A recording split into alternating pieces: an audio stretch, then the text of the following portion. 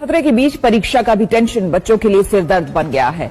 इसी दुविधा को दूर करने के लिए शिक्षा मंत्री सामने आए। राज्यों के साथ केंद्र सरकार की एक हाई लेवल मीटिंग हुई, जिसके बाद ये फैसला किया गया। दोस्तों, इस वक्त की सबसे बड़ी और चौंकाने वाली खबर सामने आ रही है। जी हां, बोर्ड परीक्षा 2026 को लेकर सरकार ने एक ऐसा ऐलान कर दिया है जिसे सुनते ही लाखों छात्रों के दिल की धड़कनें तेज हो गई हैं। इस बार की बोर्ड परीक्षा में ऐसा बदलाव किया जा रहा है कि अब तक कभी नहीं देखा गया था। सरकार और शिक्षा विभाग की ओर से जारी नई गाइडलाइन के मुताबिक 2026 में बोर्ड परीक्षाओं में छात्रों को अब एक नए पैटर्न के तहत पेपर हल करना होगा, और ये पैटर्न ऐसा है जो हर छात्र की रणनीति को पूरी तरीके से बदल देगा। अब छात्रों को अपने पेपर में पूछे गए सवालों के जवाब ठीक से उसी क्रम में देने होंगे जिस क्रम में प्रश्न पत्र में दिए गए हैं। यानी अगर पहला सवाल आपने सबसे आसान लगा तो बहुत बढ़िया, लेकिन अगर आप पहला सवाल मुश्किल भी है तो भी आपको पहले उसी का उत्तर लिखना होगा। अगर आप क्रम तोड़ते हैं, मतलब 10वें सवाल का जवाब पहले और पहले सवाल का जवाब बाद में देते हैं, तो इस बार आपको पूरे अंक नहीं मिलेंगे। इस नियम के पीछे सरकार का तर्क है कि इससे काफी जांचने में आसानी होगी और पारदर्शिता भी बनी रहेगी। लेकिन छात्रों का कहना है कई बार आसान सवाल बीच में होते हैं और उन्हें पहले हल करने से समय बचता है। अब ये सुविधा खत्म हो जाएगी, क्योंकि यह नियम पूरे देश के लगभग सभी बोर्ड्स में